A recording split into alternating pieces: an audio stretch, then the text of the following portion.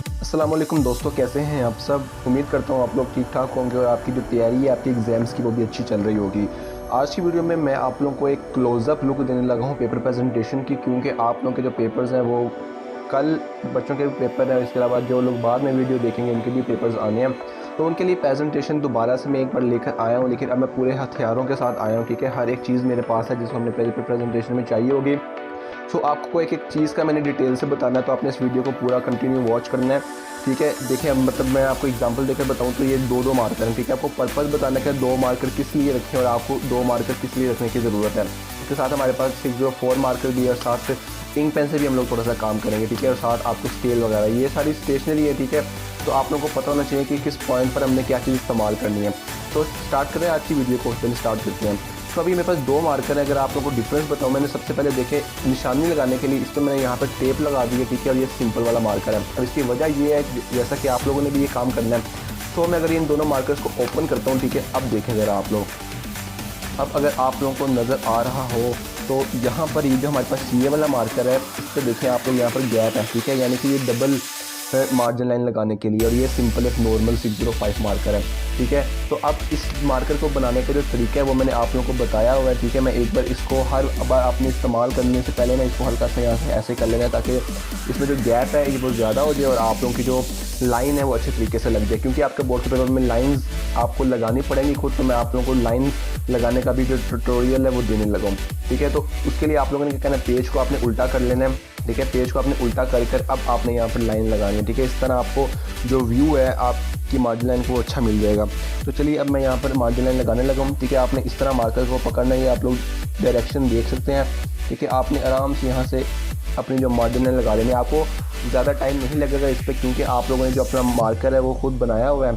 ठीक है, मार्कर बनाना बहुत आसान है, मैंने आपको सिखाया भी होगा। ठीक है, आपने ये वो वीडियो भी देखी होगी।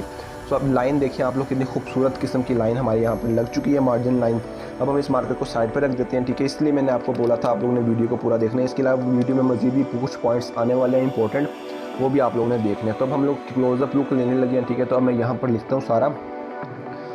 हम अब क्या लिखना है, हमने सब्जेक्टिव टाइप लिखना है। मैं आपको जो चीज़ बताने लगा हूँ ना, अब मैं वो आपने गौर से सुननी है, बहुत इंपॉर्टेंट है। देखिए यहाँ पे हमने 1 इंच की यहाँ पर लाइन लगाई है, तो आपने अज्यूम कर लेना है कि 1 इंच हमारा यहाँ पर है। ठीक है, यानी कि आपने मतलब यहाँ पर आपने एज अ सपोज कर लेना है। ठीक है, इसका मतलब ये पेज है, हमने इस पेज के सेंटर में अपना सब्जेक्टिव टाइप लिखना है। तो उसका जो आसान तरीका है ना, वो मैं आप लोगों को आज बताने लगा हूँ, ताकि हम कभी कभार होता है ना, हम लोग लिखना स्टार्ट करते हैं यहाँ से, वो हमारा सेंटर में नहीं आ पाता बल्कि मज़ीद आगे चला जाता है। ठीक है, तो उसका जो हल है वो आज की वीडियो में बताता हूँ आप लोगों को। आपने क्या करना है, आपने लिखने से बिल्कुल स्टार्ट करने से पहले यहाँ पर अगर आपको नज़र आ रहा हो तो हमने क्या करना है, यहाँ पर इस तरह एक ब्रैकेट लगा लेनी है। ठीक है, यहाँ पर हम लोगों ने इस तरह एक ब्रैकेट लगा लेनी है, यहाँ पर भी, और यहाँ पर हमारा जो 1 इंच ख़त्म हो रहा था तो यहाँ पर, इसका मतलब है अब आपको सेंटर पता चल गया है। ठीक है, कि आपने जो भी लिखना है इसके सेंटर में लिखना है। ठीक है, तब यहाँ पर हम लोग लिखते हैं सब्जेक्टिव टाइप। अब आपको पता होगा कि यार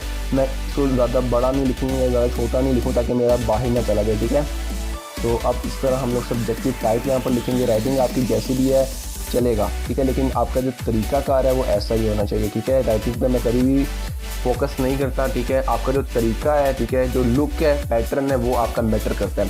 अब जब का सेक्शन होगा वो इससे हाफ होना चाहिए। ठीक है, ताकि हमारी जो तरतीब है, खूबसूरती है, वो बनी रहे। यहाँ से भी इतना सा डिस्टेंस छोड़ देना है, यहाँ से भी इतना सा डिस्टेंस छोड़ देना है। और अब यहाँ पर हम लोग लिखते हैं अपना सेक्शन। ठीक है, यही प्रेजेंटेशन आपको अपनी बोर्ड के पेपर में करनी है। ठीक है, मैंने बोर्ड्स के पेपर से रिलेटेड बहुत ज़्यादा वीडियोज़ अपने चैनल पर अपलोड किए हैं, आप लोगों ने वो सारी की सारी देखनी है। अब जो हमारा क्वेश्चन वाला होगा ना, वो इन दोनों के सेंटर में होगा। ठीक है, यानी कि आप अंदाज़न इतना यहाँ पर लगा लें, ये ब्रैकेट यहाँ पर, और इन दोनों के सेंटर में ये ब्रैकेट यहाँ पर। ठीक है, तो अब यहाँ पर हम लोग अपनी क्वेश्चन लिखते हैं। मे बी आपकी राइटिंग ज़्यादा प्यारी हो। ठीक है, लेकिन कुछ भी ये भी हो सकता है कि आपकी मेरी तरह नॉर्मल राइटिंग हो, तो आपने टेंशन नहीं लेनी। ठीक है, आप लोगों को राइटिंग का कोई वहाँ पर कोई मसला नहीं होगा। ठीक है, तो ये हमने यहाँ पर कर लिया। अब हम लोग क्या करते हैं, इसको साथ ही यहाँ पर खूबसूरत बनाने के लिए यहाँ पर प्रेजेंटेशन भी इसकी कर लेते हैं। आपने इसको डबल कर लेना है, सिंगल भी ब्रैकेट लगाएं तो बेहतर है, कोई मसला नहीं है। इस तरह करने से थोड़ा मज़ीद खूबसूरत लगता है। ठीक है, इसके बाद आपने यहाँ पर छोटी सी एक ब्रैकेट लगाकर ये 3 बना दें। ठीक है, ज़्यादा बनाने की ज़रूरत नहीं है, अंगूरों की बेल नहीं हमने बनानी है, हमने बस पेपर की थोड़ी सी प्रेजेंटेशन बेहतर करनी है। ठीक है, इस तरह जो पेपर है वो ज़्यादा आउटडेटेड भी नहीं लगता और ज़्यादा ओवर एफिशिएंट भी नहीं लगता। ठीक है, नॉर्मल सी प्रेजेंटेशन है, जैसे दिखने में भी दूसरों से मुख्तलिफ और खूबसूरत लगती है। तो इस तरह ये काम करने के बाद अब हमने क्या करना है, अपना जो 604 मार्कर, ठीक है, छोटी निब वाला, ये हमने इस्तेमाल करके अब जो आपने क्वेश्चन लिखना होगा वो आप लिख सकते हैं। ठीक है, आप चाहें तो इसको भी इस तरह ब्रैकेट लगा के कर लें या आप सिंपल भी रहने दें। इस तरह करेंगे ज़्यादा प्रोमिनेंट और ज़्यादा प्यारा लगेगा। ठीक है, अब सपोज़ करते हैं कि हमारा केमिस्ट्री का पेपर है। ठीक है, आपका पहला केमिस्ट्री का पेपर है, तो हम उसकी सबसे पहले कोई डेफिनेशन चूज़ कर लेते हैं। फॉर एग्ज़ाम्पल हम लोग यहाँ पर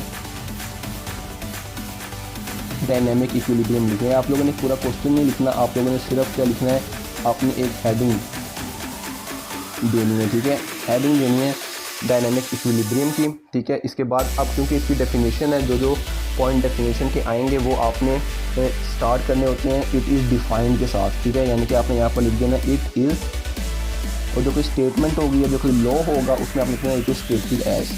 ठीक है, और अगर कोई सवाल है व्हाट इज़ वाला तो वो आपने सिंपल स्टार्ट करना है। ठीक है, अब हमने यहाँ पर अपनी जो डेफिनेशन है उसको स्टार्ट करना है। डेफिनेशन स्टार्ट करने का वही तरीका, अब हमने यहाँ पर अगर 1 इंच की मार्जिन लाइन सपोज की हुई है तो हमने बिल्कुल पेज के सेंटर में करके ये कोमाज लगा लेंगे। ठीक है, कोमा लगाना है और हमने यहाँ पर डायनेमिक इक्विलिब्रियम की डेफिनेशन लिखना शुरू कर देंगे। तो मैं टाइम बचाने के लिए उसको पहले ही लिख लेता हूँ।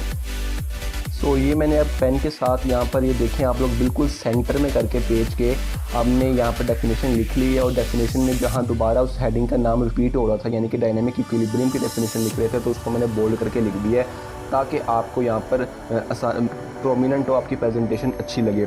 इसके साथ मैंने ये जिस तरह मैं बताता होता हूँ कि कोई भी आपका साइंस सब्जेक्ट है तो वो हर शॉर्ट क्वेश्चन मिनिमम 2 हेडिंग्स का होना चाहिए। तो पहली जो हेडिंग होगी वो तो डेफिनेशन होगी, दूसरी कोई एग्जांपल हो सकती है, कोई डायग्राम हो सकती है, कोई फॉर्मूला हो सकता है। ठीक है, तो इस सेंस में अब हम लोग यहाँ पर एक डायग्राम बनाने लगे हैं ताकि हमारी ये चीज़ भी कवर हो जाए। ठीक है, तो अब हम यहाँ पर लिखने वाले, अब यहाँ पर डायग्राम की आप लोग हेडिंग दे दें। ठीक है, डायग्राम। ठीक है, अब मैं आपको वो ड्रॉ करके दिखा देता हूँ। ठीक है, तो अब मैंने ये देखिए यहाँ पर एक डायग्राम बना दी है। ठीक है, डायग्राम आपने खूबसूरत बनानी है। ठीक है, नीट एंड क्लीन होनी चाहिए। जो इंपॉर्टेंट आपका जो कोई ग्राफ है तो वो आपने क्या करना है, मार्कर से जो उसका इंपॉर्टेंट वर्ड है वो लिख देना है। इसके अलावा आप लोगों ने जो लेबलिंग उसको लाजमी नहीं करना, क्योंकि कोई आपकी डायग्राम लेबलिंग के बगैर नहीं है। आपकी केमिस्ट्री में बहुत ज़्यादा डायग्राम्स है, अपने पेपर पे जाने से पहले आधा घंटा लगेगा आपको पूरी बुक्स के डायग्राम को रिपीट करते हुए पेपर को प्रैक्टिस करते हुए, तो आपने एक बार लाजमी से करके जानी है। अब हम लोग इसकी जो मार्जिन लाइन, इसके बाद एंडिंग लाइन है उसकी तरफ बढ़ते हैं। ठीक है, आपने ये बात याद रखनी है कि एंडिंग लाइन हमेशा हमने हर पार्ट के बाद नहीं लगानी, बल्कि जब हमारा क्वेश्चन नंबर 2 के पाँचों पार्ट ख़त्म हो जाएंगे फिर क्वेश्चन नंबर, तब हमने उसकी एंडिंग लाइन लगानी है कि हमारा पूरा क्वेश्चन का पार्ट ख़त्म हो गया। फिर आपने ये नहीं करना कि इसका ए पार्ट किया यानी कि पहला पार्ट किया फिर आप एंडिंग लाइन लगाएं, फिर दूसरा पार्ट किया फिर एंडिंग लाइन लगाएं, ऐसा नहीं आप लोगों ने करना। ठीक है, और अब हम लोग यहाँ पर टाइम बचाने के लिए हम लोगों ने जिस मार्कर से, ये वाला जो हमारा मार्कर था इससे जिसकी डबल निब है, इसी से हम लोग क्या करेंगे, अपनी एंडिंग लाइन लगाएंगे। अब आप लोगों को लग रहा होगा कि ये इतनी लंबी वीडियो है, इसका मतलब है हमें टाइम भी इतना ज़्यादा लगेगा, लेकिन मैंने आप लोगों को, अगर आपने मेरी वो लाइव वीडियो नहीं देखी जो मैंने अपलोड की थी, ठीक है, इसमें मैंने आपको पेपर्स से मुतल्लिक काफ़ी ज़्यादा इंपॉर्टेंट बातें बताई थी जो कि आपको यूजुअली नहीं पता होती, कोई टीचर आपको बताता भी नहीं है। उसमें मैंने आपको कैसे बताया था कि कैसे आपने ये सारा प्रेजेंटेशन वाला जो काम है, इंक्लूडिंग पूरी बुकलेट जो 20 से 22 सफ़े होते हैं, उस पर मार्जिन लाइन भी और साथ ये प्रेजेंटेशन भी आपने अपने सब्जेक्टिव पेपर को मिलने से पहले ही आप लोगों ने कर ली होगी। ठीक है, अगर आपने वो वीडियो नहीं देखी वो देखें, बड़ी इंपॉर्टेंट वीडियो है। इसमें मैंने हर चीज़ बताई है कि आपने कैसे ऑब्जेक्टिव मिलने से पहले तक आपने ये अपनी सारी मार्जिन लाइन भी लगा लेनी है और साथ प्रेजेंटेशन भी कर लेनी है। ठीक है, तो वो वीडियो बहुत इंपॉर्टेंट है। ठीक है, इसके बाद हम लोग यहाँ पर इसको भी मार्जिन लाइन, इसके नीचे भी अंडरलाइनिंग कर लेते हैं। ठीक है, हेडिंग के नीचे भी आपने अंडरलाइन लाजमी से करना है। ठीक है, ताकि हेडिंग जो है वो प्रोमिनेंट हो जाए। ठीक है, इस तरह आप लोगों ने करना है। और इसके बाद ये डायग्राम की हेडिंग या कोई एग्जांपल की हेडिंग होगी तो वो भी हमने क्या करनी है, अंडरलाइन कर लेनी है। ठीक है, और मैं यहाँ पर आपको लगाने का तरीका बता देता हूँ। आपने बिल्कुल सेंटर में करके अपनी margin line, ending line sorry लगानी है। ठीक है। तो ये थी हमारी खूबसूरत सी प्रेजेंटेशन क्लोजअप लुक के साथ। आप लोगों ने देखा होगा कि मैंने इसको कैसे लिखा है और कैसे बनाया।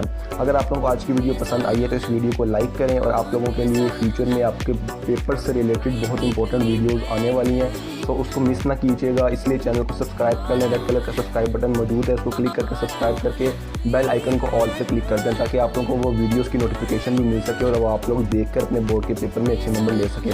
अपना बहुत सा ख्याल रखें, दुआ में लाजमी से याद रखें। वीडियो को लाइक शेयर लाजमी से कीजिएगा। कमेंट कर आप लोग कोई चीज़ पूछनी आप लोग पूछ सकते हैं। अपना बहुत सा ख्याल रखें। अल्लाह हाफिज़।